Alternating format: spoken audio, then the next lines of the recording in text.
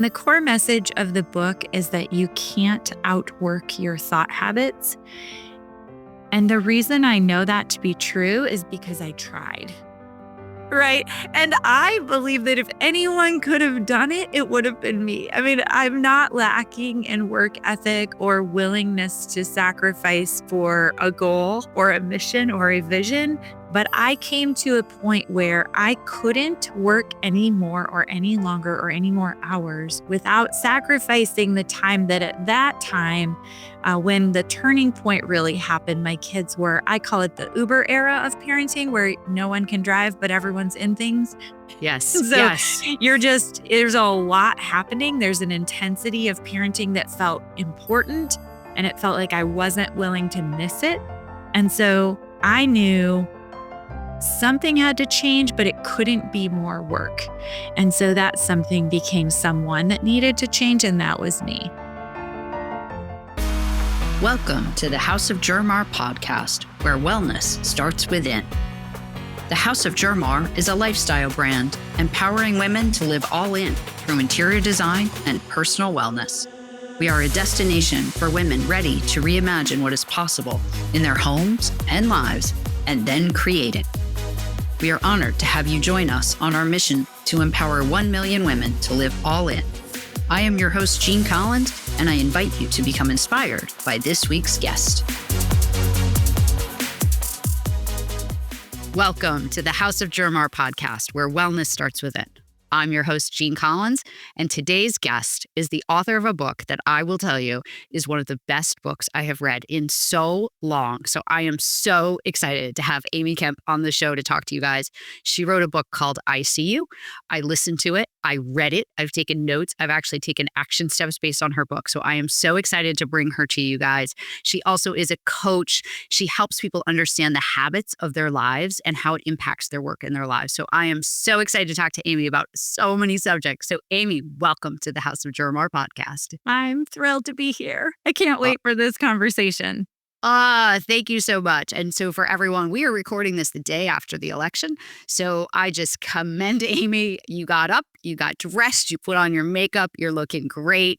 And we're going to focus on the things that we can impact in our lives, which is ourselves, our network, our friends, our family, our clients, and focus on the goodness and wellness within. So thank you for showing up today. I'm here. And I see you. And I do. Your book title is so amazing. So before we get into your book and your coaching business and what you do, I would love to share a little bit about your journey, because you do talk about it in the book. And I think it's really inspiring and interesting how you got to where you are today. So if you could share a little bit with the audience about, what's your journey to get here? I would love to. I will tell you my professional journey started as a high school English teacher, where I worked for 5 years and loved that work and thought I would do it forever. But on the side, started a small business that grew for over almost 25 years into an organization of over 1,000 women across the United States. I was leading a sales team of over 1,000 people. That's a big job. Let's just pause there for 1 second. That's a really, job. Like you just said, it so sounded like for 25 years, 1,000 people. It sounds so funny to say it out loud because you think, oh, that really did happen. The interesting thing about it is that the work I've done in each space is actually, or the thing that has lit my soul on fire in each space is the same, whether I was teaching high school, leading a team of salespeople, and then now in my latest professional iteration, which Amy Kemp Inc., my business, is now 7 years old. It was an accidental business that I started without any hint of a long-term strategic plan. I actually am not even sure I knew I was starting a business, but I did know who I was serving and what they needed. I was very clear about women who were feeling isolated, overworked, overwhelmed, exhausted by the demands of both their careers, but also their home lives. That part, and in every creative process, even in writing the book, there were times where I wavered or felt unsteady in the creative process. I never felt unsteady when I was looking even in my eyes. I'm closing my eyes because I'm imagining it, but looking into the eyes of my readers and my clients, then I feel exceptionally clear and grounded and on purpose. So, the work I do within Amy Kemp Inc., I use an assessment tool called the Habit Finder. It's a free assessment, actually, that you can take, and it measures your subconscious habits of thinking. And there's a curriculum that corresponds with it. And so I work with people one on one and in small groups where we are identifying the subconscious habits of thinking that are creating noise in their head that is preventing them from creating. That can be creating a business, a career, a family, a relationship, whatever it is that you want to create in your life. And so this work has felt very sacred and very aligned with what really I love most, which is the development of people. It is so great. Oh my goodness. So I have so many questions. First question for you is, they always say you're best positioned to serve the person that you once were. So do you feel like you were that target audience, that overworked, really busy Oh, executive and mom, and yes. you were what your target audience is now? Yes. And the core message of the book is that you can't outwork your thought habits. And the reason I know that to be true is because I tried. Right. And I believe that if anyone could have done it, it would have been me. I mean, I'm not lacking in work ethic or willingness to sacrifice for a goal or a mission or a vision at all. But I came to a point where I couldn't work any more or any longer or any more hours without sacrificing the time that at that time, when the turning point really happened, my kids were, I call it the Uber era of parenting, where no one can drive, but everyone's in Yes. things. Yes. So Yes. there's a lot happening. There's an intensity of parenting that felt important, and it felt like I wasn't willing to miss it. And so I knew something had to change, but it couldn't be more work. And so that something became someone that needed to change, and that was me. Mm. That's really powerful. And I Mhm. do love you talk about in your story, because I think as women, we struggle with the finances behind Ugh. these big, busy careers that we build. And I know for myself personally, I got fired from my job but would not have voluntarily left, even though I was miserable and it was killing me, because of the money and because of feeling I'm never going to be able to make this money any other way, or almost not feeling worthy of the money that you do make and not sure someone else is going to see your value or your worthiness and pay you in a different position versus the one you have now. So you talk a lot about money in your book. Can we go there for a minute and then I'm going to go back to Yes. something else? I love to talk about money. Money, and actually, the chapter in the book is called Money is a Mirror. But like you said, there are themes of money sprinkled throughout because money is such a great reflection of so many things. It gives us such great information if we pay attention to it and observe it. Our relationships with money are complicated and they're very connected to our feelings of worthiness, to our level of, for example, you will generate the level of income that you believe you are worth. Now, you can hide from that when you're an employee sometimes, right? Yeah. You Yeah. really get to know and experience that firsthand, up close and personal when you are an entrepreneur, You or sure do. if you work on any kind of commission based variable income structure, then you really get to experience. In fact, I've seen so many women leave a traditional job where pick any number that they were earning. The number is arbitrary. They will move to an entrepreneurial space where their income potential is unlimited, and they will figure out a way to make almost the exact amount that they just left behind. Yeah. And to maintain that, the only way to really change that level of earning is to do some deeper work on yourself. I always say that personal growth always precedes professional growth, Hmm. and I think that there's no shortcut. You can circumvent it for a short time, but you'll end up back at kind of your waterline. Right. eventually. So Yeah. money is just a really fascinating representation of a lot of things. It's an inanimate object that we assign a lot of value to. Oh, yes. Oh, yes. And we give it so much power that it Gives it doesn't. so much We give it power. so much power in our lives, Oh, and it controls so many of our decisions, especially as women. yes. I think also we put a lot of qualifiers as women on our income. I'm not experienced enough. I don't know if I'm educated enough. I need to get another certification. That person probably knows more than I do. I don't see those same hesitations with most men. Mhm. They're sort of jump in and figure it out. Yeah. And I'm not really even saying that with being critical. I'm just saying it as a fact. I've watched it Yes. happen so many times. I wish that we had a little, maybe just a fewer conditions on our readiness for more income, and we would be more willing to just take a leap and figure it out.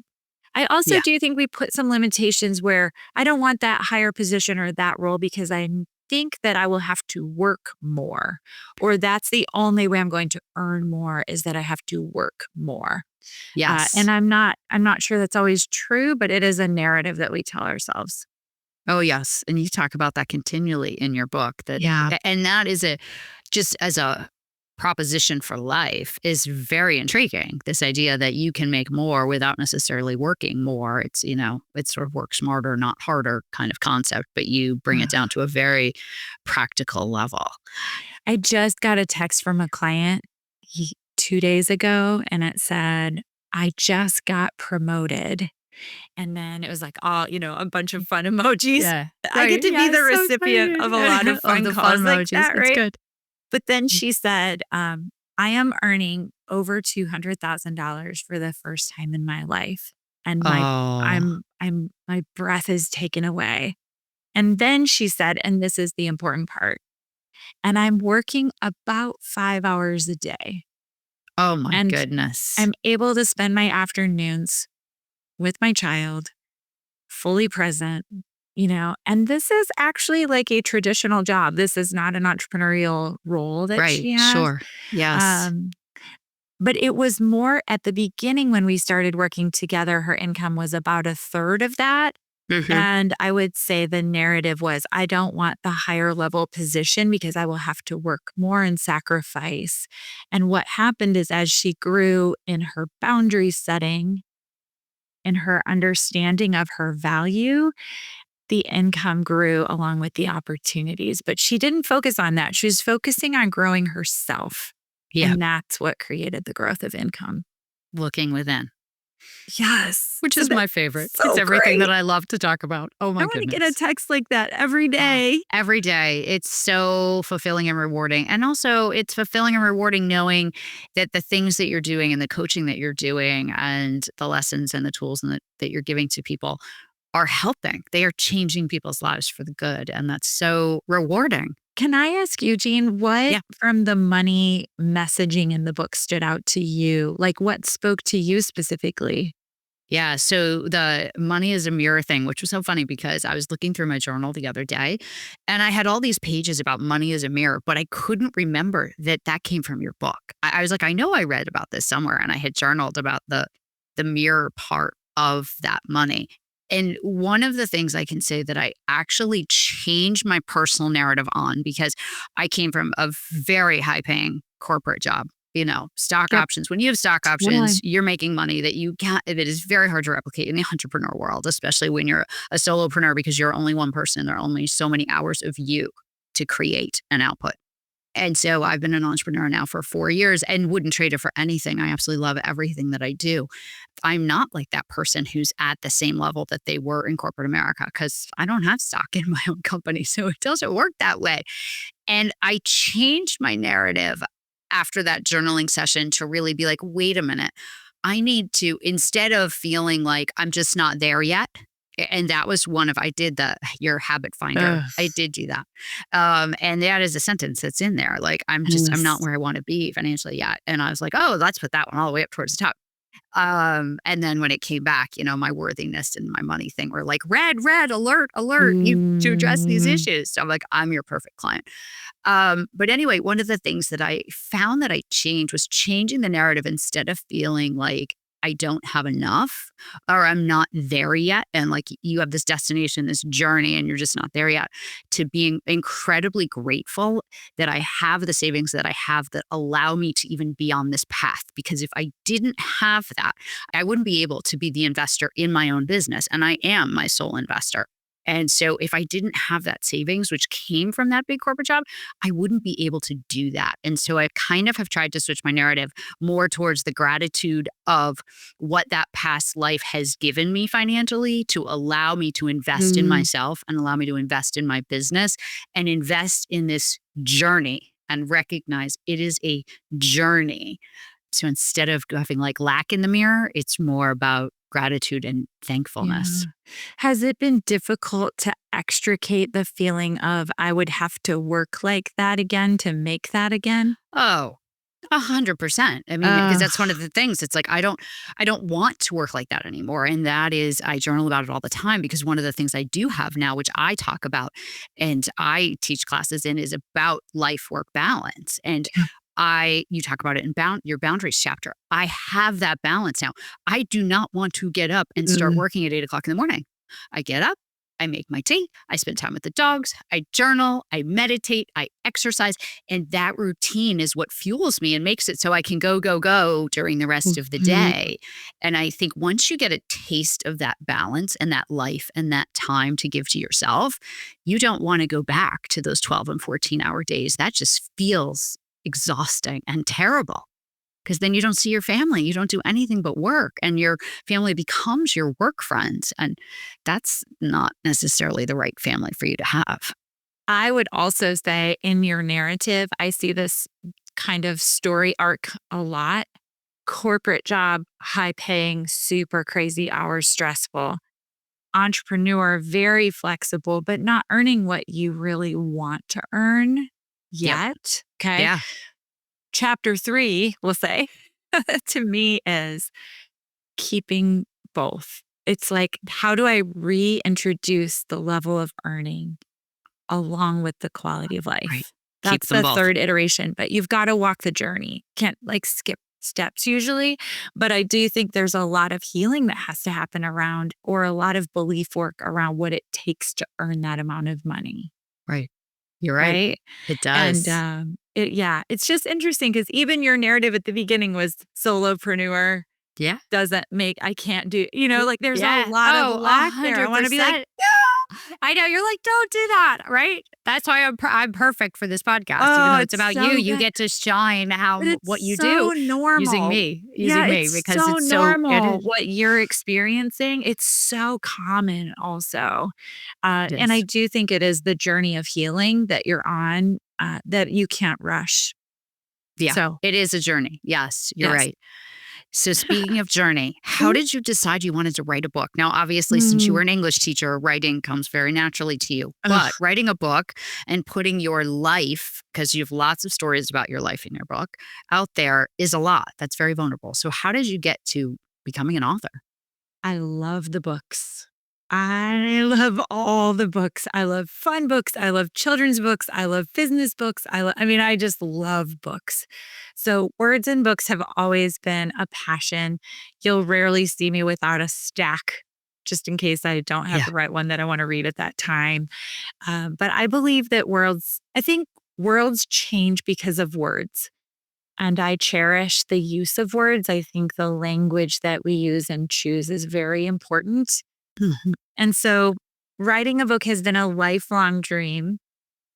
And finally, I had the actually, I'll say this in case there are moms listening. My kids got old enough where I had more time and Mhm. energy. Yeah. If you are in a really intense season of parenting or caretaking of any kind right now, I would say just to remember that it's a season. I would not have had the emotional capacity that it took for me to do this creative process in the thick of 3 kids. But that was a season and I invested very intentionally there. Well, I was still working, but this additional project required more of me than just my regular work. And it was a creative project that was not income producing at the start. So it just required that I invested a lot of time and energy into it. What really inspired me to write it, though, are the women and clients that I work with. I did not write this book, as my writing coach says, about something. I wrote it for someone, and she is very clear to me and very important to me. And so this book was for her because I know that not everyone can afford to employ me as a coach or to engage with my programs, but Hmm. I wanted to have a doorway that everyone could walk through.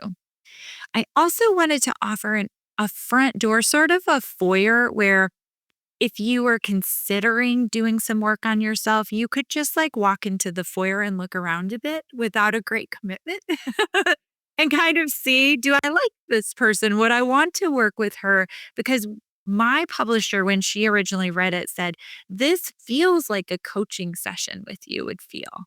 And I was Yes. like, oh, then I like nailed it. Because that's what I wanted it to feel like. And so that's Yes. the other purpose behind the book was just to give people a low risk entry point where they could dip their toe in and sort of see if they liked how it felt.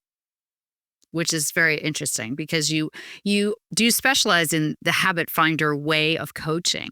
However, Mm, in the book, it isn't like let me dig into habit finder, right. which is so I found so fascinating because I got to the end of the book and I'm like, I still don't even know what habit finder is. That's And I was like, interesting. that is really interesting. Like I just really didn't know. I Mm, had to go to your website and do the assessment and find out. And that was also fascinating. I encourage everyone go to Amy's website. We're going to link it in the show notes and do the assessment because it's very, very interesting. And it's done very well in the sense that, I would think a lot of people want to learn more and you do offer little mm, bitty sessions with you to try to understand that a little bit more. But back to your book, what I found interesting was you don't actually talk a lot about that. You talk about habits and you talk about how people think, which is part of Habit Finder, but you don't lay out like this is what Habit Finder is and let me explain it mhm, to you, which I found so interesting. mm, And the other thing about your book that I really love is your chapters are small.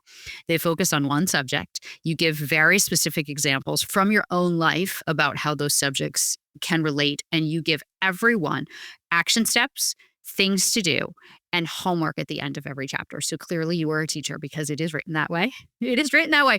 But that was the beauty of it. When I first started listening to the audio version of it, I was like, well, I have to go buy the print version now because I need to go back and see what she wrote about the exercises because you give people homework and that homework is about them thinking, but not to your point in a scary, like, oh my goodness, we have to dig really deep to the cobwebs of my youth. mhm, It's just very like reflective of your life and decisions that you make and how you're thinking on a daily basis. So I mm. have to say for Thank everyone, it's you. a really easy read.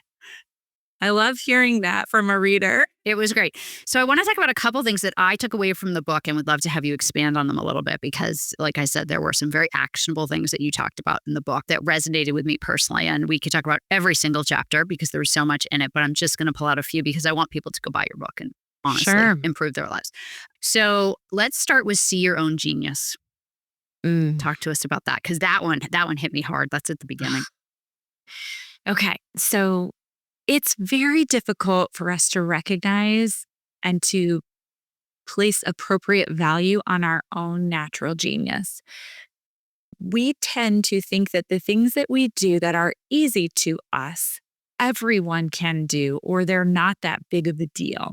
And so the question I ask is, what do you do that feels so easy to you, but astonishes everyone else? There are many things that I can think of as examples, but one I'll give is from a very young age, even I can remember doing this. I had a clubhouse in our neighborhood where you had to put a piece of chewed gum on the tree to get entry. And I led small group discussions. I didn't call them that, but that's Uh, basically what I was doing, where we were talking about how we could make the neighborhood better or how we could be better friends, or how I was like facilitating conversation with a small group of people from a very young age. Fast forward, I did a lot of that as a teacher and as a business owner and as a developer of leaders within the context of my other business. But I thought everyone could do that. I thought, well, anyone can get just a small group of people and just ask some questions, right? I thought the facilitation of a conversation in that context was just something. So I didn't even actually know that was a thing because it just was something I did so naturally. So our areas of natural genius are like that, where it's so easy to us that we don't see it or appreciate it. Here's the really important piece also. We don't charge enough money for it because it feels so easy to us. Right. And Big. that's the hard one, right? Like it's this, how do you one identify it, but then also recognize I can actually get paid very handsomely for something that feels not even like work. Which is the greatest gift ever if you could really get paid to do what you love. And Yes, you have exercises in that chapter that I so clearly remember about really thinking about what do you love to do that if someone told you you could get paid for it, you would be so happy if if doing that activity generated revenue, how would you feel? absolutely. I think it can feel frustrating also if you're not clear on what it is. And then for me to say, like, charge people a lot of money for the thing Yeah. that feels easy to you. I mean, I think I understand that that can feel flippant as well, or a little bit frustrating.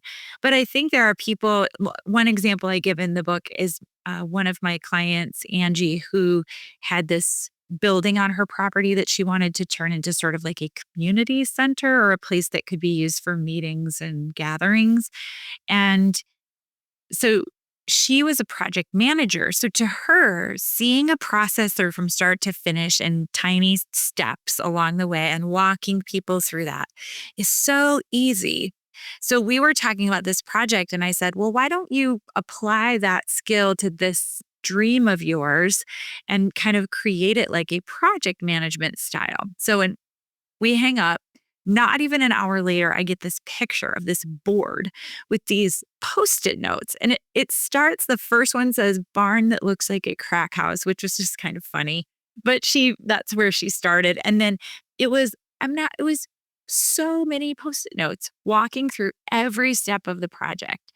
And I immediately said to her, do you know that that's not normal? Do you know that most people and like can't take a project and break it down into 50 steps with color coded post-it notes in less than an hour? Like, that's not, Unbelievable. Yeah. but like to her, she was like, well, what do you mean that's not normal? I just wrote down the steps and that's. So again, it's always this sort of feeling where when I point it out to people, and I'm constantly finding that I do that with my clients, saying, this is your genius. This is what you're so good at. They know it to be true, but they don't understand the value of it. Yeah. Well, and I also think I always say, especially for women who are in corporate America, you don't understand the skills that you necessarily have that you can transfer to something else and to another industry. And your journey is a perfect example. Mhm. And you don't recognize we get stuck in these little boxes in corporate America. And it's sort of, oh, I do this. And that's kind of what I know. And I'm really good at that. And you don't have the vision outside the box you're in to see how you actually have skills other than just, I'm an accountant, I'm in sales, I run a Yep. sales team, whatever it is, and transfer that to something that feels more purposeful for you. Yes. Here's another one. This happens a ton in corporate America. I see a client I'm just working with now who is a nurturing, soft, kind connector. She's a good reader of the room. She's a coalition builder, kind of a leader, right? Yeah. But she is not a loud from the front yelling Yeah. the vision, with charisma. And so our conversations have been, she always felt less than or like she wasn't a leader. And our conversations have largely centered on our world needs more of your style of leadership. Yeah. We've got plenty of the other Oh, yeah. We sure do. covered. Covered. And then some. What we need is that people start to see what she's doing as leadership that is equally, if not more valuable. And she is leading at a really high level in her company. But Right. the part that drives me crazy is that she's feeling less than for even a second because she doesn't fit this narrative or very defined box of what we think Yes. leadership is. Right. She's having great impact. She's moving people from here to there. She's doing it with a different style and energy, Yes. Yes. equally effective. Oh, So I can relate even to that, that so like, that's much. her natural genius, right? Yeah. But Mhm. she's not seeing it. She's seeing it as a negative instead of saying, no, I'm coming to the table to contrast myself with my other leader who's different from me because the table needs all kinds of people, not just one. And Yeah. that's what I don't want is for people to feel less than or like they're not as accomplished because Yep. their style of leadership is different. Yeah. So powerful. And I can totally relate to that. I came from a Mm, disruptor mentality of leadership. You want to be disrupting, disrupting. And I'm like, to me, disrupting is a very negative term. And I struggle with that, the negativity of that term from a disruption perspective. And so there was a lot of butting heads, you know. mm. I'm like, you What could would be you an have innovate. described your You could, style as? oh, Like, my style was much more collaborative, kind, much more open, not like we're just going to go in and blow everything up because we want to mm, disrupt everything and be the bomb curious. that enters the room. And I'm like, oh my goodness, I don't want to be the energy of the tornado that enters the room. I want to be the energy of the person who gives you a hug when you enter the room and talks to you like you're a real person and cares about you as a human being, not just your job, your role in that job, and that is your value. Last few years in my career in corporate America, I really struggled with that, not aligning with that expectation of what a leader needs to be. Yeah, So it's very real. What you talk about is very, it's very very real. real. Very real. Okay, I'm going to move on with the book because there's so much in here, but we're not going to Yep. get to all of it. But I'm going to like at the end, I'm going to talk about a couple of things that you talk about that Okay. I think are really impactful. There are two things I definitely want to cover: boundaries and unpaid labor, because I think those two go together very well. Those chapters resonate Mm, tremendously. So let's talk about boundaries and unpaid labor. They're separate chapters, folks, but we're going to talk about them together because you can't talk about unpaid labor without understanding boundaries first. sure. Well, let's start with unpaid labor. So, the largest sector of our economy actually is unpaid labor, which is all of the things that people do outside of their work, in quotation marks, that are vitally important to communities and families and even just towns and cities, right? Of But course. the caretaking, the cleaning, the laundry, the grocery shopping, the food preparation, the gift buying, the appointment making, I'm trying to think of all of the things, the Doctor's appointments, bill your list is so paying. long. I was like, It's "Oh my okay. goodness." So this is what happened. Our economy in the 1950s, let's just use as an example because it sort of gets grouped that way. Though I wonder if it actually was as real as it feels in our narrative around it, was that one person would leave the house, go out into the world and make all of the money. The other person would stay home and take care of all of the unpaid labor. Now, in that economy, for some people, again, I'm not sure it was for all people, but for many people, that worked and you could afford to do that. But women left the home in droves in the 1960s and 70s. Again, maybe for different reasons, who knows? But this is what happened. We now know that over 70% of women are working outside of the home. And it's even higher within like the working ages. So no longer is it true that we have one person at home doing all of the unpaid labor and one person earning the money. However, in our departure from the home, we did not depart from the labor. Right. I couldn't agree more. Yes. So women are still doing the vast majority of unpaid labor in our world while also managing full time work outside of the home. Now, There are so many thoughts around that I have, but one in the book is that I have a survey where you can just add up the number of hours of unpaid labor that you do. Some people think this is child centric, but I will say we looked at that survey. There are only 2 items in the entire survey that have anything to do with children. So you do not have to have children for this to be impacting you. There is just a lot of work that it takes outside of work to live. Yes, it does. Right. Yes. I think this chapter, and maybe I can ask you even, but what I think I'm saying to women is one, what you're feeling is real and there's a reason for it. There's a reason you're so Right. tired. Because it's so much work. Yes. Exactly. In Yes. fact, I was talking to my friend Lane. I tell this story in the book about this subject. And as we're talking, the van pulls up with the balloons I've ordered for my son's birthday party. He's pulling up, and my friend Lane says in my ear, "Never once have I purchased a birthday gift or ordered balloons or cake for a party." Now, he is a very high earning executive person, Mhm. right? That being said, I want to order the balloons and have the Right. party for my kids also. So some of it is that I'm choosing some of that unpaid labor because it's extremely valuable to me and I want and enjoy doing it. The problem is we're doing things that aren't enjoyable, that aren't in our gifting, that are draining, and we're doing it out of a sense of like, that makes me a good woman, maybe? Yep. I'm not sure Mhm. what the Right.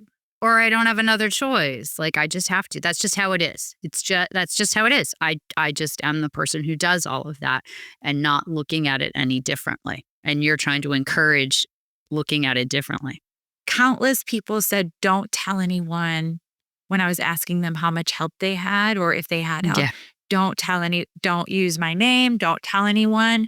I want to say, why are we not celebrating the women who are hiring people, most of the time other women, and paying them to do that labor, putting money into their families' pockets so that they can also afford things and have a flexible schedule. I use the example of a friend of mine who owns a cleaning business who employs tons of women who work flexible hours and get paid to clean for people, right? Yeah. And we see that as like, I'm looking down on them. I see that as like, I have a need and you have a need and we're having a fair exchange for it. I'm so grateful. I'm Yeah. so grateful. But Yeah. also, if you choose to do all of the unpaid labor, great. Choose it. Yeah. If that Right. works, it's just that in our current economy, it's really difficult to support a whole family on one income. Right. And Yes. so it's just changed. The world has changed, but this one element of us still carrying this burden has not changed. No. When I listened to the chapter, it was just a reminder because I'm a single parent and have been for 18 years. And so, and I own my own house. So it's like I me and me on every subject, right? You name it, parent, all of it, right? And what I took away from it was trying to find the balance and also giving yourself grace that you don't have to achieve 100% perfection in all these different pillars to make yourself Mm. a valuable, worthy woman. Yep. And that's a message that we hear a lot. And you reiterate that in many different ways in your story. And I will say, I had a nanny for my daughter until she could drive at 16. And the one thing that I missed the most when she left was that she did all the laundry in the house. And after I read and I have a cleaning lady and I've helped for, different things, but it really made me think not just about my business and the need for an assistant for my business, but also within my home, thinking about, okay, what would be the one thing that I would outsource if I could? And a lot of people are like cooking. I don't want to Yeah. cook again, but I actually love cooking. Cooking to me Yes. is like fueling myself. I've changed my mindset on cooking and making dinner that it's not a chore. It's really like the time I give to me. So I love cooking. So that wouldn't be my thing. But sometimes it is my thing. And sometimes it's like, you know what? It's really busy. Give yourself the grace, order food, have it delivered, Yes. do takeout. And it's okay. Like that's the grace that you give to yourself. But for me personally, just to relate your book back to a reader, my thing was laundry. I was like, I really don't like laundry. Laundry never ends. It goes on forever. There is no end. There's no completion. I did 13 loads of laundry this weekend. There are only 2 of us living in this house and 3 dogs. How do I have 13 loads of laundry? And I still have more laundry today. I walk by the dogs' beds. I'm like, they need to be Yeah. washed again. Here we go. So it never ends. So for me, my thing is laundry, but it also forced me to ask for more help within my house for that one thing that really I don't view positively and I view as a task and a chore that I don't like. And so it forced me to ask for more help within my own home Mm. with the people in my home and saying, I'm happy to do your laundry, but I need you to sort it. I need you to bring it downstairs.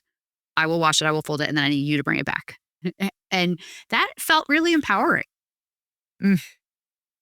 It's just the pause of like, I don't have to do all of this. Right. Yeah. Now, there's always the gap of how are we going to pay for this? Right. There's Yes. always that as well. But I do find that when you say to the world, I'm worthy of being taken care of in a tangible way, and you attach money to it, again, there's the money, right? Like it's so representative of something.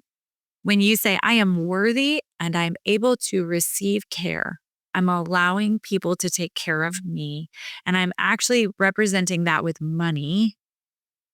The world has a way of returning money to you when you step into that faith equation of I'm trusting that if I pay for this, this will come back to me Yeah. because you will show up in spaces not so exhausted. You Yeah. will perform better in your work. Your business will start to grow because you aren't so emotionally drained from looking around your house feeling like a failure because it's a mess and there's piles of laundry everywhere. Right. Right. So there's like this reciprocal nature to it where I'm going to but something has to take the first step, and that's almost always the hiring the help or the offloading of the thing to someone else or the dispersing of the unpaid labor and making it a more fair distribution. So, Yeah. Yeah. And I think you give examples of your children too, which are great. yes, Everybody, oh my goodness, you have to read the book for those because those are really good ones. Okay, before we run out of time, I want to talk about one other thing that I just mentioned that is in the book that I want to make sure we touch on, which are boundaries. So, your chapter on boundaries is so powerful. So, at a really high level, before we run out of time, can you talk to us about boundaries? I can. Boundary setting is a way of life. I will talk about this until I die. I hope that we don't get tired of talking about boundary setting. Boundaries are not thick walls of hyper independence. No one's letting me in. Beast in the boardroom. I've got everything taken care of myself. Nothing's getting in here. They're also not wide open where we allow anything and everyone to mistreat us or Hmm. we allow any kind of inappropriate or harmful behavior in our presence. Boundaries are porous. They keep out what is harmful and they let in the things that nurture and care for us. And there is a vulnerability to boundary setting. There's also a loss to boundary setting that is very real. I talk about this a lot with clients, even in boundary setting with goals. So I have ambition in spades. I have big dreams and goals, right? I also have people in my world that I care about deeply and commitments outside of work that are very meaningful to me. If I allow my ambition to run unchecked and I'm just setting goals from an ambitious place without having boundaries on it, that relationship will not be healthy. And we have relationships with our goals and with our businesses and our careers, right? And so the boundary setting in that case for me looks like I want to work like a teacher Monday through Friday, 8 to 3:30, off on the weekends, breaks when kids have breaks, light summers while getting paid like a CEO, Yeah. doing work that is very purposeful and meaningful. That means I have a check because if my goal is just to get paid like a CEO, everything's a yes. If my goal is just to protect my boundaries and I don't also have the goal I probably will have lots of flexibility and very boundaried schedule, but I won't be making enough money. Right. And so it's this like all of that. But here's the loss. A client, potential client, I have a call with her. She is my people. I was like, you are who I exist to serve. We have this lovely conversation. She's ready to move forward. She says, I can only meet after 6 p.m. Yep. And Been so there. Been there. Mm-hmm. I say I have to sleep on it because I'm horrible in the moment. I'll say yes. I give myself the night, but I have to come back and say I'm going to have to pass. Because if I say yes, I'm violating this boundary. I'm violating the foundation upon which everything in my business is built. Yep. I'm out of integrity, but there's loss there. Yes. And Yes. so that's the piece of boundary setting that is hard, is that Mm-hmm. it's really fun to broadcast on a podcast. This is how I set my boundaries. I'm so good at it. But the reality is there are things I really want to do that I don't do or can't do or have to say no to or choose to say no to because of that boundary. So that's a snippet. It's such a really important chapter. It's such a deeper work and it's so important. It is. So I'm so glad you touched on it because the boundary chapter is very impactful. Okay, so before we run out of time, I ask all my guests to recommend a book that has impacted themselves personally or professionally that they would recommend outside of yours, because obviously I am here to recommend yours. So, what book would you like to recommend to the audience?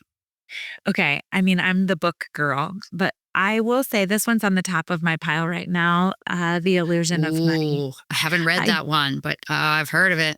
I just got to interview Kyle on my most recent online course that I taught called The Movement of Money. But this book was life changing for me in my relationship with money. And it inspired a lot of chapter 8 in my book.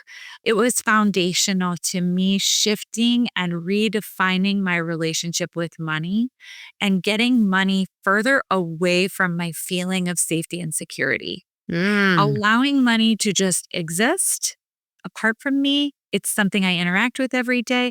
I think of money like water, like I drink it, I need it to survive, I interact with it daily. But the point is that I want to keep it moving. I'm not scared about water. I'm not trying to contain water in my body. You know, yes. I am allowing money to move to and through me at all times. And I'm doing the same with money. And when I find that money is moving, I Mm-hmm. never worry about having enough. It's when it gets Interesting. stuck that Right. I have shortage and fear and lack, Yes. scarcity, but Sure. I'm giving my power away. So The Illusion of Money by Kyle Cease is the book and the author. Love. All right. I'm going to have to read that one. It's really good. So, how can people find you and how do you want people to connect with you? Yes. So you can find me at amykemp.com. On Mhm. my website, of course. There is a fun section on the website where you can find some cool resources around the book. And also, you can take the Habit Finder assessment there for free on the website. I also would invite you to follow me on my social media channels. Amy Kemp Inc. is where you can find me on Instagram and Facebook, and then also on LinkedIn, just under Amy Kemp. But I invite you into those conversations also and those communities. I welcome everyone with open arms. Oh, good. All right. Before we go, I'm going to comment on 3 things in your book just to give people a glimpse. I'm not going to explain them, but I'm going to tell you. So, people, you have to go and read the book. All right. The chapter with the golden goose self assessment. So powerful. It's at the beginning. We didn't talk about it because I don't want to give away the whole book, but everyone, so powerful. One thing that I actually now do as a result of your book is the 6 most important things list. Once again, I do that. I even print it out. You offer everybody a printout. I printed it out. I've been doing it. It's changed my mindset about my tasks and my to-do list so much. Like yesterday, I finally found the time to call and get my mammogram and get my daughter off my car insurance because she's now 18. Like that has been on the to-do list for, oh my goodness, so long. And finally, I was like, wait, I have 15 minutes. Here we go. Get those things done. It was so helpful. And then the end of your book, as a speaker, we're always taught that you have to bring emotion into your speech and you want to leave people with something very emotional about yourself. And you have done one of the best jobs I've ever seen in a book with your chapter about respect the mile. And Respect the Mile is amazing. It will make me cry to even mention it because it is such a powerful story. It is such a powerful lesson. So everyone, you have to go download her book, buy her book so you can read about Respect the Mile, because that is a really powerful thing that you shared and just touches my heart just thinking about it. So thank you. Thank you, Amy, for being on the show. Thank you for your wisdom, the coaching, the help that you offer everybody. You really are very inspiring. So thank you. Oh, thank you, Jean, for reading and being such a gracious guide. I appreciate you. You're welcome. And we will talk soon. Have a great day, everybody. Thank you for joining us for another episode of the House of Germar podcast, where wellness starts within. We appreciate you being a part of our community and hope you felt inspired and motivated by our guest. If you enjoyed this episode, please write us a review and share it with friends. Building our reach on YouTube and Apple Podcasts will help us get closer to our mission to empower 1 million women to live all in. You can also follow us on Instagram at House of Germar and sign up to be a part of our monthly inspiration newsletter through our website, houseofgermar.com.